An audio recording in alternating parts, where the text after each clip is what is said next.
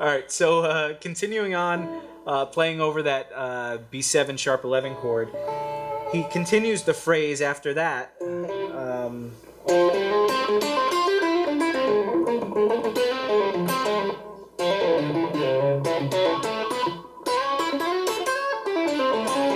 And all that is being played. It's half of that is played over the B7, B flat 7 chord.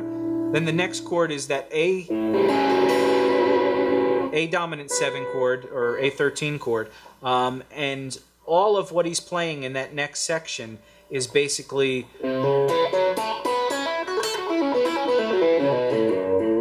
A major pentatonic.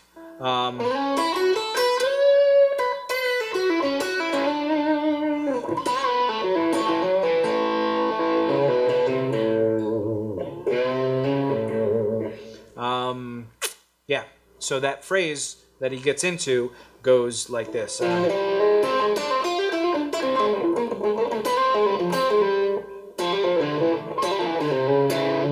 That part is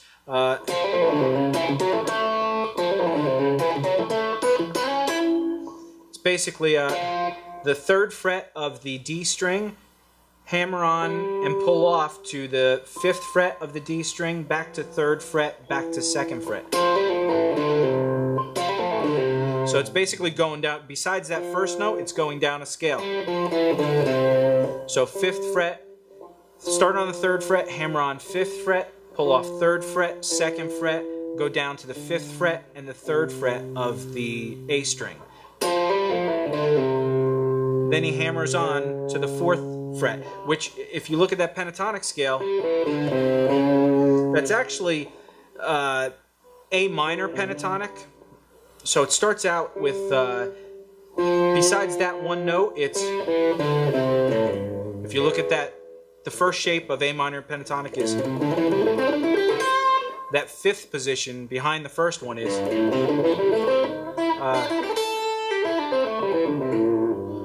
and he's playing, then he hammers on to that major 3rd, so the minor 3rd to major 3rd. And this is where he gets into the major pentatonic section. So the minor was this, the major is this. Again, not going to go into the theory and all that kind of stuff, but and this is, he's just kind of, he's doing like 4ths and 3rds. And this, he slides up now to the major 3rd of that of the A major chord. So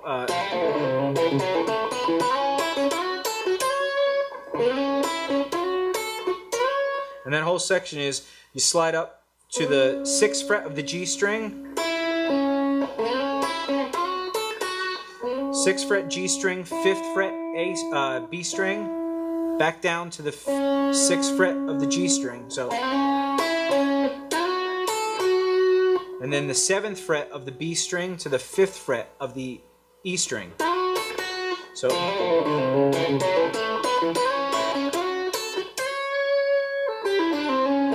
and this is where he comes down that dominant pentatonic thing, where basically it has, instead of that minor 3rd, it has the major 3rd.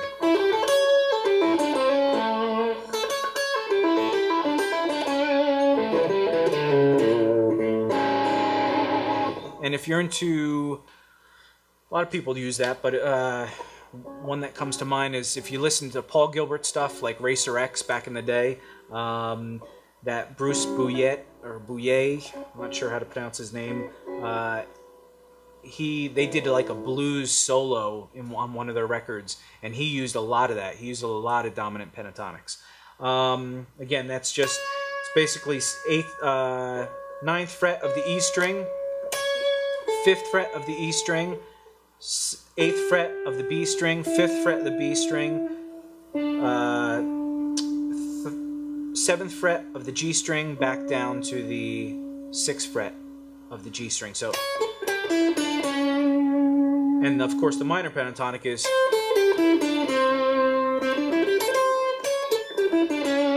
you can totally hear the, you know, just that raising of the minor third is a huge...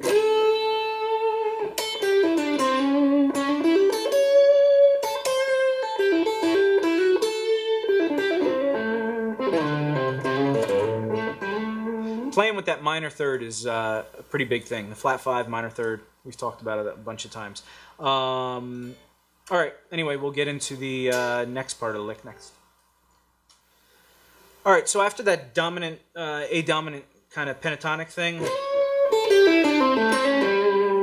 he runs up a bunch of notes, does a few outside notes.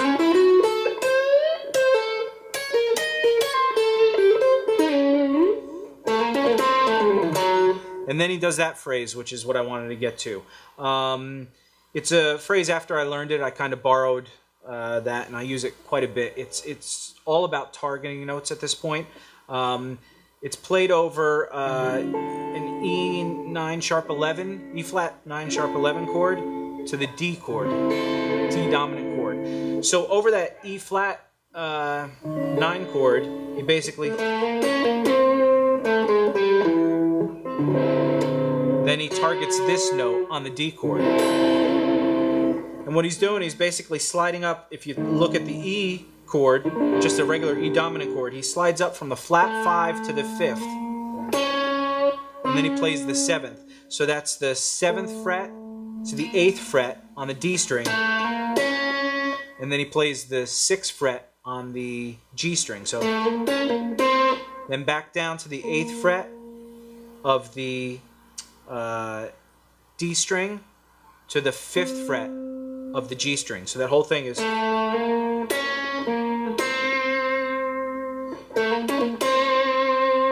And right there, he basically, so he plays, that note is the major 6 to the minor 6. So, or I'm sorry, that's the 7th, the flat 7 to the major 6 of this E flat 9 chord or 11 chord. So he's targeting that 6th note. Then he walks down a chromatic thing from 7, 6, 5 on the D string, then the 7th fret on the A string, then the 4th fret on the D string, and that's when the D chord comes in. And that note is the major third of that D. So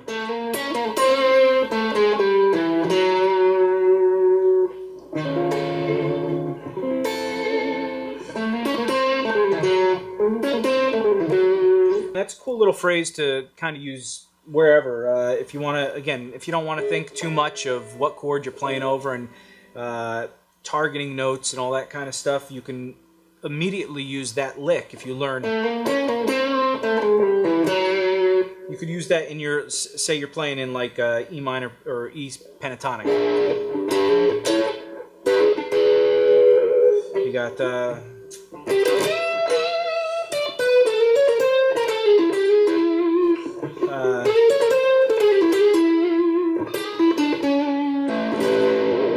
so again, that's the same phrase that was up here, just putting it over E minor pentatonic.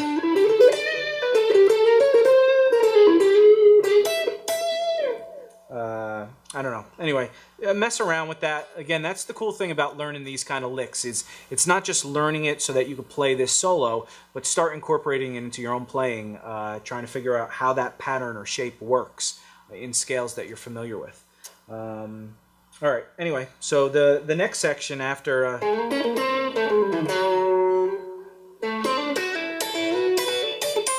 this is just walking up a pentatonic scale with that 6th note thrown in there.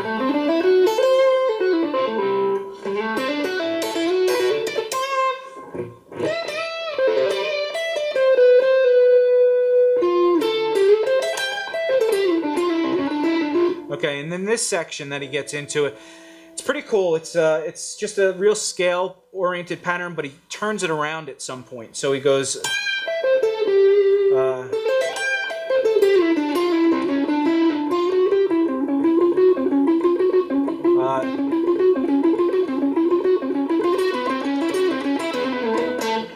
So he's just using those notes right there, the 10th and 11th fret of the D string to the 9, 10, and 11 of the G string.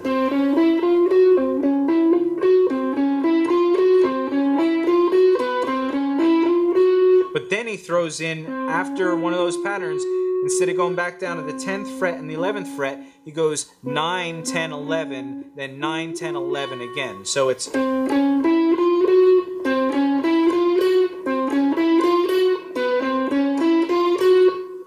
So it's just a little turnaround, and he does that a lot. If you watch the Jam Track Central stuff, I think it was the Larry Carlton thing. He did like 2 different things where he turned around a simple like 3 or 4 note phrase. But anyway, so he goes.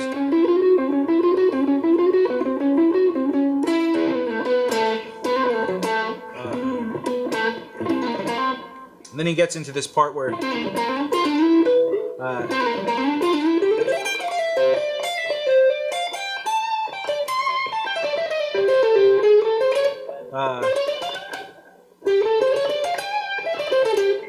So that's all just really scalular kind of stuff. It's cool, and again, I'd suggest if you can get this transcription, go buy it, because he actually does a little blurb of talking about what's going on. He doesn't really go in depth with it, but it's worth it just to have that transcription. And there's a backing track too, I think. All right, and so the next section after that, he goes into like this kind of scale. It's a cool little pattern, a scale thing with some chromatic notes. So it's...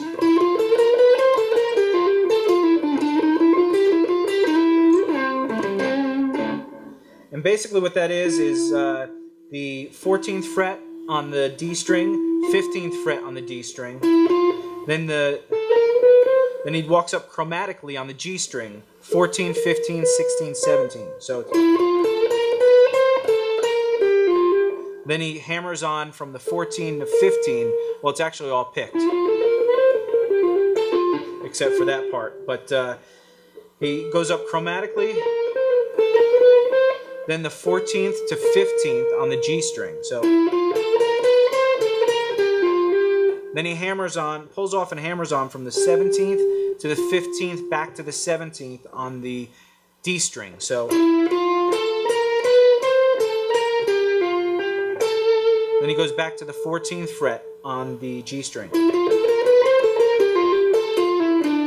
Then he pulls off the 15th fret to the 14th fret on the D string, back down to the 17th fret of the A string. So that whole phrase is...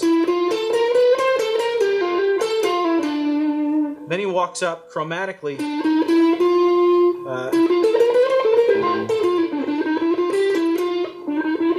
Then he walks up chromatically from the 12th, 13th, 14th, 15 on the D string, then the 12th fret on the G string, back down to the 14th and 15th fret on the D string. So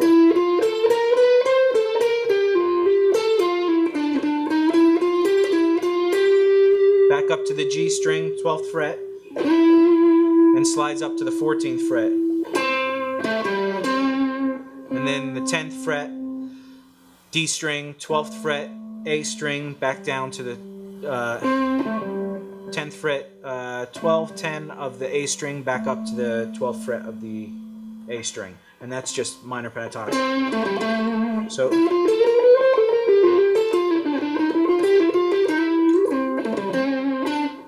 Then he goes into this little, the all A minor pentatonic.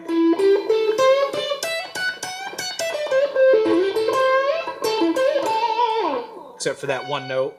Then he rips into this, again, typical...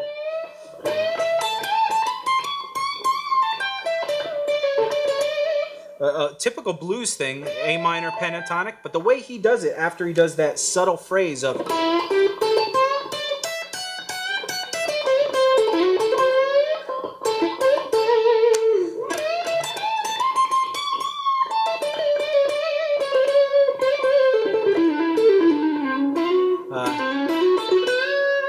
and all that is just minor pentatonic. Again, I'd go into this note for note, but there is a transcription somewhere out there of all this.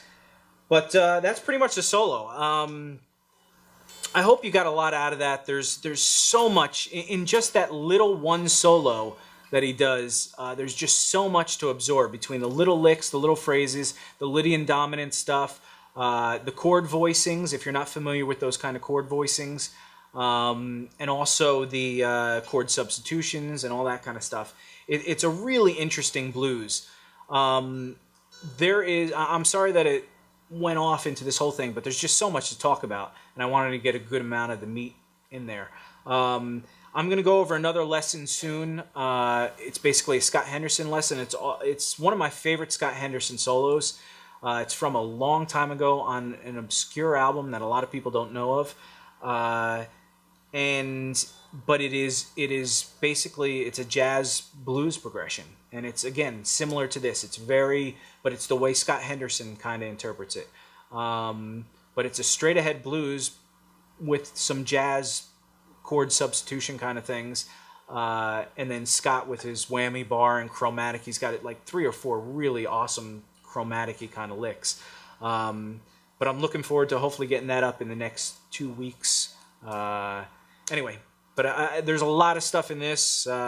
Again, I'll try and get that the transcription of some of these licks up.